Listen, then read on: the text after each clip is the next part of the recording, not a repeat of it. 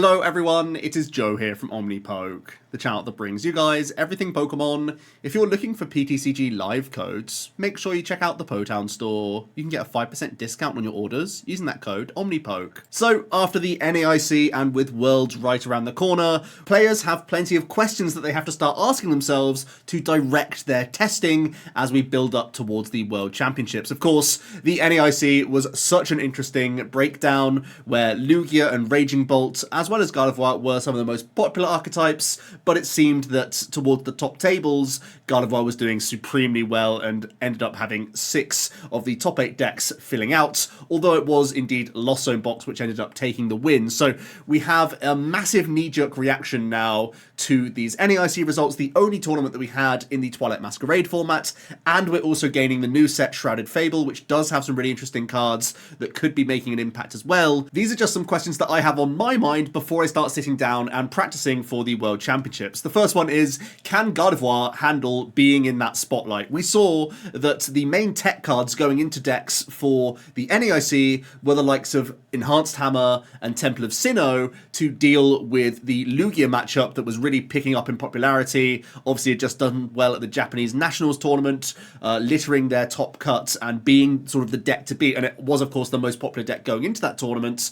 Can Gardevoir still be a successful archetype if the narrative is now shifting towards I have to tech for the Gardevoir matchup? We're certainly going to see most likely an uptick in jamming towers, in lost vacuums, archetypes that play multiple Iron Hands coming into the deck list to sort of provide that early aggression into the Gardevoir and make them hit their evolution combos, punish the fact that they don't play Red Candy, these sorts of things. But also, could we start seeing softer techs like Radiant Alakazam coming into the likes of Regidrago or just physical Dragapult EX decks as well, so that you are taking out multiple Curlies a turn as well as taking out the active Pokemon. It's no doubt that people will be playtesting against Gardevoir as one of the frontmost things they practice against going into the World Championships because of just how well it's done at the NAIC. Even though it didn't win the tournament, it was such a high-profile, strong archetype that seemed just so powerful, where we see so many in the top 16 here, with so many strong players gravitating towards the deck. It's a no-brainer that everyone is going to have Gardevoir on their testing table and will probably not be playing a deck that is awful into Gardevoir at the very least,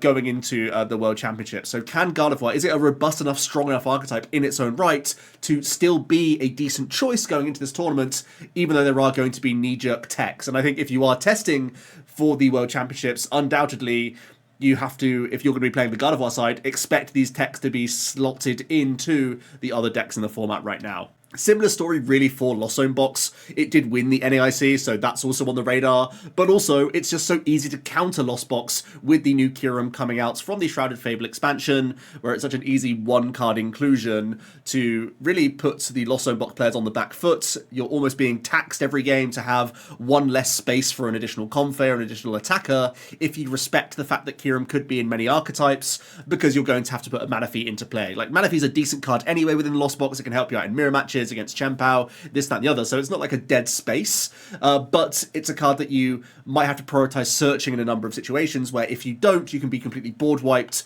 and that could be just a huge issue for you. So the Kyurem is going to be this question mark card, will they, won't they sort of play it, what archetypes are more likely to weave it into their deck list, and there may even be these random situations where cancelling Clone is an addition to Kyurem. That's when people are just hard teching into Lost Box. Will people really look to defeat this archetype, or will Kyurem be a very low percentage play card compared to, again, softer techs? I imagine many more Gardevoirs will be playing Klefki in addition to Fluttermane, or at least double Flutter, so that if there is an Iron Bundle play, they can go into second Flutter as well. Maybe like double Artisan, double Fluttermane is sometimes better than Klefki in some instances as well, just so that you have more of an attacking presence. And obviously the Hex Hill, as we've seen, works really nicely with Monkey Dory, just in like mirror matches and other stuff like that. But also being aware of just a higher uptick in unfair stamps. I think there was a general consensus that Unfair Stamp was like very good in Gardevoir, but not that heavily played in other archetypes, whereas I could imagine seeing Stamp make its way into more Charizard builds, as well as more Dragapult builds as well. So I think a general issue card for Lost Box can be the Unfair Stamp, so just having the awareness that people will also be testing against the Lost Zone Box quite heavily going into the World Championships, will it still be worth playing as a concept, whereas it was kind of under the radar, certainly the way that it was played by Andrew to the victory at the NAIC, compared to how that's going to shape up going into the World Championships. So that's definitely a question on my mind. Will there be Kyurem being played what decks will be looking to do that and how detrimental is it to a turbo strategy to effectively lose a bench space early on to that Manaphy search. Another really interesting question is Dragapult. Did it flop the NAIC? Was it just underplayed? And is it actually going to be the dark horse going into the World Championships? Because, of course, it did have a couple of strong placements toward Reklev, Michael Pramort, some high-profile players piloting it. It did win the Seniors Division. You can see the list on screen is Nathan Osterkat's first-place list. There was a Pidgeot with Neo Upper Energy style build. So there was a few little successes from Dragapult, but on the whole, it really didn't perform as possibly many people expected. And we still really haven't figured out what the best engine is. There's major hints that Pidgeot's EX is the best way, but the best way we actually saw a Dragapult EX perform was just in a Regidrago V-Star deck in the first place. So how will Dragapult perform? Do we have to make these changes? And will it almost become this like counter-style archetype where if we go back towards a heavier Radiant Alakazam, Hawlucha, TM Devo package, does it be that deck that we all expected it to be to start pressurizing the Charizards and the Gardevoirs of the world? Because unfortunately, going into the NAIC, there was too much of a narrative of like, Dragapult is good, so let's not play the Charizards. It was down at like 4% play rate, for example.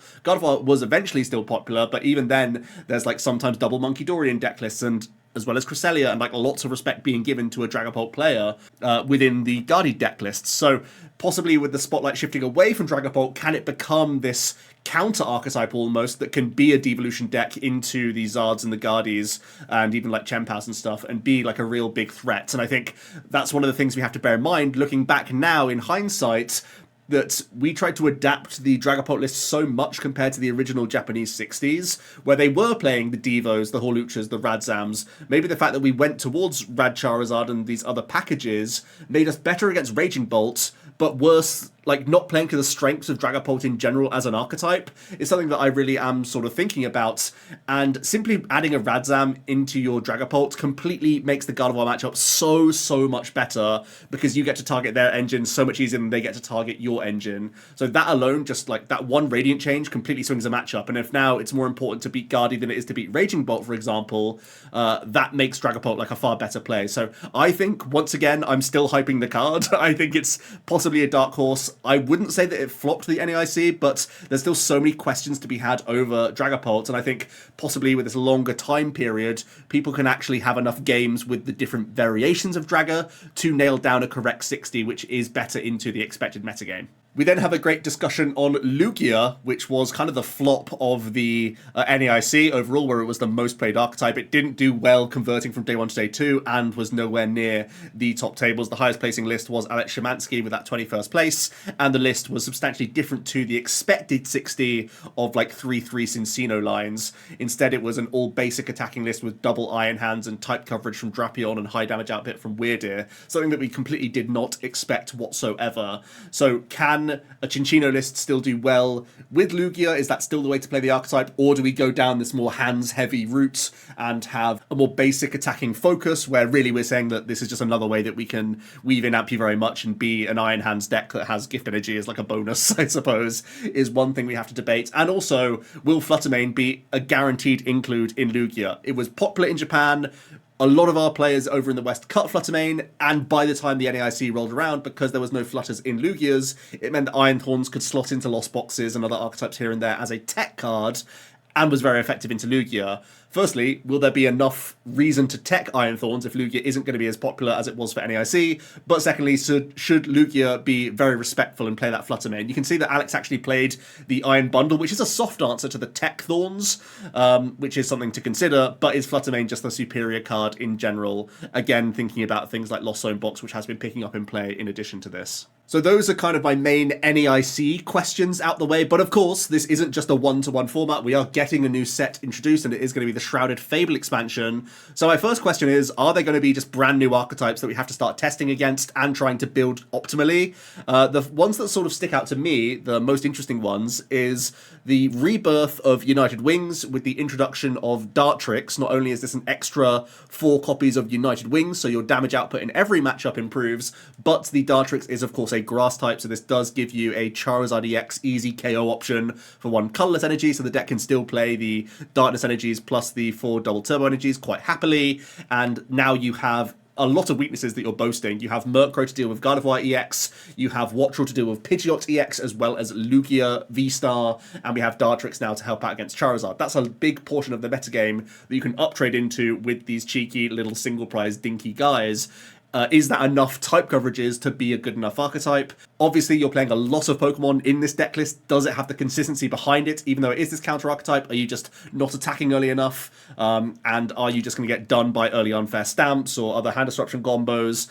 Can you build enough an engine around this archetype if you have so many spaces committed to just playing United Wings Pokemon? That's something we have to discover. And in general, is this deck just too weak to spread archetypes? There's going to be Regidrago, there's going to be Dragapult, there's still decent spread from, the Gardevoir archetype and whatnot. So these are all things that we still have to be concerned about looking at the United Wings deck. Is it back, or is it just going to be an extra tool in the kit, but it's still going to be this rogue style archetype? That's something we have to decipher. Same thing for Revavroom, Sizzle a little bit. I think this is more likely to be the rogue one, but it does have, a couple very good stage 1 Pokemon behind it where you can easily play the Hyper Aroma and get like multiple Revavroom and the EXs out, of course. You still have good type coverage, like I said for the Wattrel just a moment ago. Very good into Lugia V-Star, very good into Pidgeot, which can cover like somewhat the Charizard matchup, somewhat the control matchup, even some Dragapult builds if we start seeing the Pidgeots really take over in that respect, which seems on paper at least to be the most popular way that people are going to be looking to play Pult in the future. And is Sizzle just like a crazy good card right now, with that Punishing Scissors really being good for the decks that want to go wide. The Ogerpon decks, the Comfey decks, the Gardevoir decks, they all struggle with limiting their abilities. So in general, just being an efficient single prize attacking Pokemon with a draw engine in the regular Revavroom could actually be quite decent. The only issue is that your damage output isn't stable, or if it is, it's coming from Accelerating Flash, which is generally low damage output if you're not hitting for crucial weaknesses. Is this archetype going to be good enough, or is it just a Pipe Dream style archetype? I think it will have a lot of space to make changes, and I think it's quite promising from what I've seen of it so far, but that's mostly in theory rather than in paper play, and I haven't seen it do much in Japan either, so it could just be too narrow of an archetype and not even a deck at the end of the day. And then just a quick note on the Janine's sort of new dark deck. I feel like this is likely going to be the worst Raging Bolt, but we kind of have to find out for sure. We shouldn't really leave any stone unturned for the World Championships. It's probably still worth building the archetype, probably still worth having a handful of games, then making that assessment for yourself rather than just assuming it's worse. I'm pessimistic right now, but I still have to make sure before I write it off as an archetype that I don't have to consider. You can basically just put it under the category of Raging Bolt, so whenever you're testing Raging Bolts, you do the same steps against an Okidogi deck if you just happen to face them at the World Championships. And then possibly more important than brand new archetypes is what cards can be going into the already known top contenders in the format. I think the biggest impact shift card we have to think about is the Dusclops and Dusknoir, because there are potentially so many partners for this. And not only is it the impact of these cards going into deck lists, but the impact on other archetypes in how they can deal with multiple Pokemon being knocked out on the same turn. How bad is it for a Chen-Pao deck to have a Frigibax being KO'd alongside its active Pokemon on the same turn? How detrimental is it for some of these Stage 2 Pokemon to have a Charizard EX knocked out as well as a Charmander on the bench all in one turn thanks to some of these combinations? Charizard EX now gains an easy way around Mimikyu, for example, by just evolving into a Dusknoir, then using that Curse Bomb. That was one of the main issues that Charizard struggled with against some of the controlling matchups, and you can completely circumnavigate it with Dusknoir now. It's also much better damage output into the V-Star matchups, where we have seen things like Dialga, where we have seen things like Lugia be decent into those matchups because the Burning Darkness is capped at a lower amount earlier on in the game, so you can do some 2 shots into the early Charizard EXs, then use some of your more efficient attacks or V-Star powers into the Charizard later on in the game as well. All of those things now change. The dynamic completely changes with the damage counter placement that these Cursed Bombers can do. It also seems to have great synergy with the spread attacks, like I just mentioned, the board control you can have with the Dragapult now, with some Dusclops being splashed in, the board control you can have with Greninja, if you can Dusclops to KO a Manaphy on a certain turn, then use Mirage Barrage on multiple Pokemon. That's a huge swing on board states. And could there even be these let me feed you lots of prizes all in one turn, then hit you with Iono down to 3, and then swing a board with a crazy attacker like the Regidrago V-Star Forretress EX combo deck, which I have seen maybe it's too memey in Japan, but I have seen some crazy things with it so far, where you literally feed your opponent a ton of cards all in one go, blow up multiple Dusclops if you have the decent draw with your researches, with your Legacy Star and whatnot, and obviously the early Squawkability X option. How consistent is that approach, and how scared do I have to be of like a turn 2 Apex Dragon when I have a 2-card hand, and it copies a Phantom Dive, knocking out all 3 of my basics after them all being Curse Bombed, you know? That sounds like a terrifying prospect to me, but just how consistent is that, and how scared do I have to be of the sort of board control elements that these new cards provide? Just sort of going off that, it does seem like the early murmurings of the new Japanese meta, where they of course do have these new Night Wanderer cards, is that Charizard seems to be the best partner with Dusknoir, and it is being a very frequently occurring 1/1/1 package. And early on in some of these unofficial events, we have seen some high profile players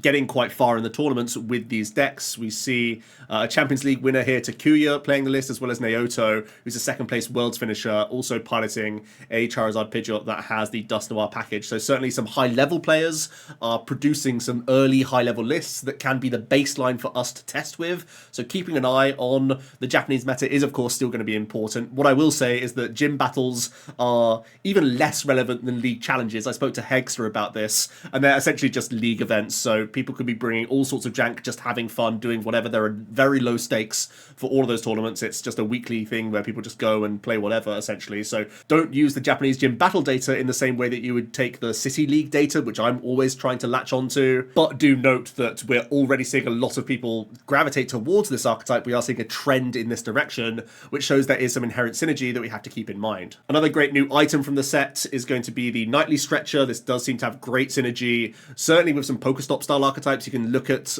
the Chien-Paos, the Goldengo, the Confair. You can cut some corners and include the Nightly Stretcher just so you have more hits from a Pokestop. And this card is just so useful, so flexible, allowing you to just get Pokemon back or energy. That just means you can maintain your engine pieces that little bit easier. You can play more tech one-offs within the Lost Zone box, which we always know is great, and it immediately just slots into the deck quite nicely. And then for Gardevoir, it's just an easier way to recycle Monkey Dory, one of the strongest cards in the archetype, to be honest with you. And even if Monkey Dory or Dark's not being recovered, which we know is such a big piece, it could also just naturally be a great way to pick up more Curlies and maintain your engine and whatnots. And as we know, Gardevoir plays lots of one-of Pokemon as well in the deck list, so if they're techs for certain matchups, you can recycle them quite quickly with a Stretcher. So I do think this card will be incorporated into a number of these archetypes, has great synergy, and it's worth noting which ones can take the most use out of this item card, because it can be a very big deal. Another big question mark is this Xerosic scheme. I've heard all sorts of comments around this card that it's absolutely broken and people just haven't figured it out yet, or it's like just a bait right now and it's not even as good as an Eerie, these sorts of things. I've heard all sorts of the spectrum right now, so it does seem like a massive question to answer, and you really shouldn't leave this stone unturned, because if Xerosic is on the good side and we can start seeing it with the Luxray Vs or the Luxray EXs, or even like Arbok EXs of the world, these sorts of handlock combos, if handlock is back in a real deck, we really have to take note of that and really be cautious of how we can beat these archetypes. But also another equally important question is whether Xerosic is good enough to just be inserted as its own supporter without the extra disruption of some of these attacking options. Is it just good enough to throw into a Charizard Pidgeot to disrupt, for example, some Gardevoirs that have just used a bunch of refinements, some Lost Zone box players that have done a bunch of selectings and Greninja, and you're putting them down to 3? Are these archetypes now just really under threat because a Charizard could just quick search this out when it needs to and just throw your opponent down to 3 cards because it's somewhat better than an Iono on that turn? This is one of the potentially most scary cards if it ends up being a card that we can weave into archetypes or supplement it with some of these attacks as well. So it's definitely one of the big pre-Worlds questions, is whether Xerosic will be played in an array of decks or if it's only going to be commonplace in some already disruptive archetypes like Pidgeot Control. We also have the Spiritual Reprint of the Oricorio GX, a very playable card from back in the day. It is a multi-prize Pokemon that sits on board, so it certainly has its downsides, but the upsides is this is a very strong basic Pokemon that gives you inbuilt draw, inbuilt protection against Unfair Stamp and Iono. So already I'm looking at some aggressive archetypes that want to take prizes early, looking at the Chien-Pao decks, looking at the Miraidon decks. These are obviously going to have great synergy, especially because they're already multi-prize archetypes, so if people are targeting the Pheasantipity, it means you at least keep your attackers on board, and oftentimes energy cards are being protected and whatnot. But the main upside is, of course, that you're just getting extra card draw in these decks as you work towards the late game, and ideally, if you've started the race, you're going to be the one ending the race before them. So banking this Pokemon in play seems like a really big deal. Also, some like higher maintenance single prize decks, like the United Wings archetypes, like the Clorf Brute Bonnet archetypes, these ones that have been kind of memey, have always required a bit of extra setup Pokemon here and there, and Fezandipiti seems to slot in really nicely into these archetypes and could give them more fuel without having to commit a ton of spaces into the deck. And I think something like United Wings would never really have the space to play like a Barrel Engine or something like that. So playing this one on Fezandipiti gives you so much more security all in one card slot, which seems to be a massive benefit. And again, looking at some of our stage 2 archetypes, they of course are always hungry to buy some spaces. We have seen the Barrel slip into the Dragapult lists, into the Charizard lists, that sort of thing. Now we could gain some space by having Fezandipiti alongside our Pidgeot EX instead. There's another interesting new damage mod card in the Binding Mochi, which combines with Poison quite nicely. So could Charizard have a new friend in Pecharunt, which could be another way that you push your Burning Darkness that little bit earlier on in the game, whilst also providing the Charizard EX player a means around block Snorlax now, which is another great thing to keep in mind. But also, could the math fixing of Binding Mochi really improve the archetypes like Clorf and even the Conkeldurr, which can be a 0 energy attacking deck, which is a really fun one. One of the main issues of Gutsy Swing right now is that the fighting typing is really, really bad because there's resistances from Gardevoir, from Lugia and such, but now a Binding Mochi alongside Brute Bonnet and alongside Radiant Sneasler is getting KOs on the vast majority of cards in the game now, so having the stage 2 that can uptrade into basically everything does seem terrifying. That is going to be more of a wonky deck, and I certainly want to profile this one pretty soon actually, but just knowing that your math is being fixed on a lot of these Pokemon that do seem gimmicky and are going to be combo based, no doubt, but you now have just way more selling points because you can push that pressure once you finally get to capitalize on your attackers. Also a small question mark around Corus's Tenacity. It doesn't really look on paper as good as the likes of Arven that we have in format, but there could be some archetypes that could take advantage of a supporter card like this, especially ones that are reliant on special energy. Again, looking at that Clorf, when you're reliant on not only special energy but also tool cards, you could use the Chorus to grab you a town store that then grabs you tools. That could be really handy for a Clorf Bonnet archetype.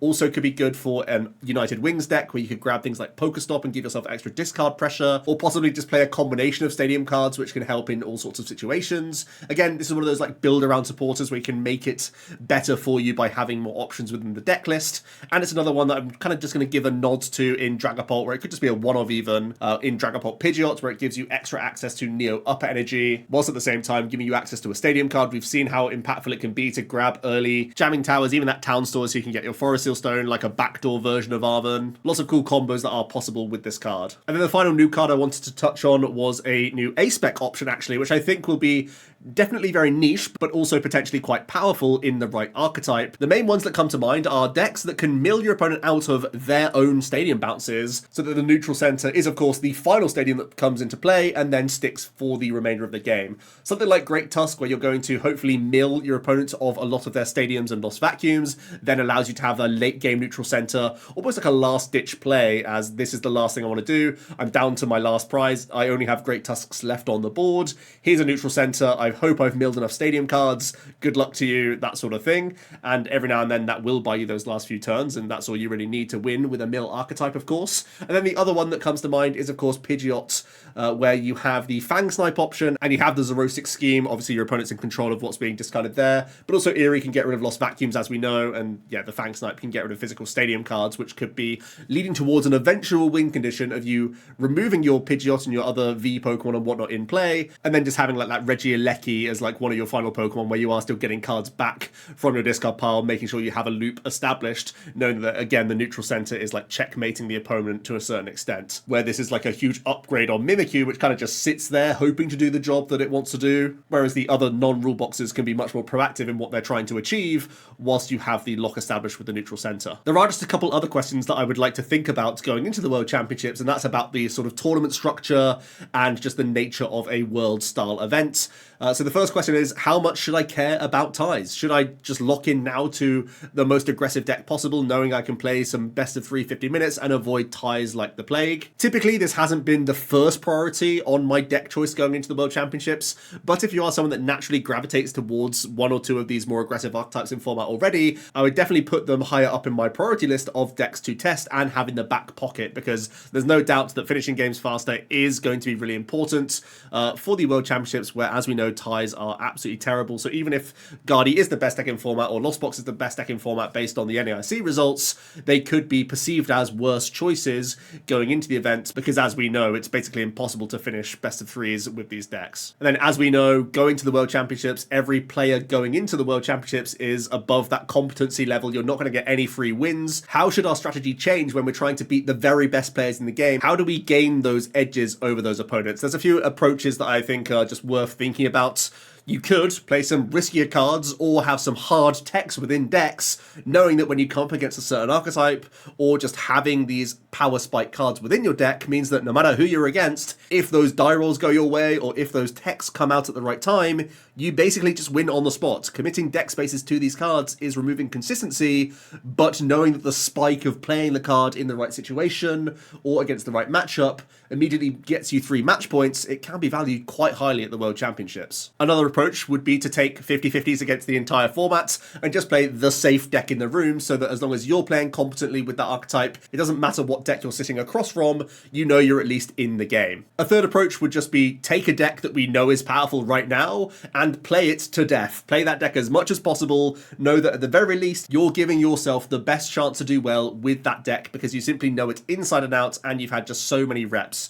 With weeks and months before this tournament, we don't normally have this amount of prep time. You can easily get hundreds of games in, even if you're not the most dedicated player, simply by making the most out of your time by building up to the tournament and just playing this deck non-stop. The fourth one I wanted to mention, which is certainly still a viable strategy, is test everything just enough so that you can make a late pivot to an archetype if you have the inkling that that's going to be the best play. If there's a narrative being formed before the World Championships of what are the best archetypes, cherry picking a deck that is targeting the sort of top 2 or top 3 archetypes in terms of popularity could be the way to gain an inherent advantage just by flipping over your opening basic against these archetypes that are going to be more popular. So that's a lot of questions to think about heading into the World Championships. That's why this tournament is so difficult to win. Players have so much time to prepare, but there's all sorts to think about. The metagaming from the previous tournaments, knowing that there are new cards being introduced, new archetypes possibly, as well as new changes within deck lists, and players are going to have different approaches going into the tournament based on just the world structure and the caliber of players you come up against. And there's still a lot for us to figure out. Thanks so much for watching. Hope you enjoyed the video, and I'll see you tomorrow for another one. Cheers.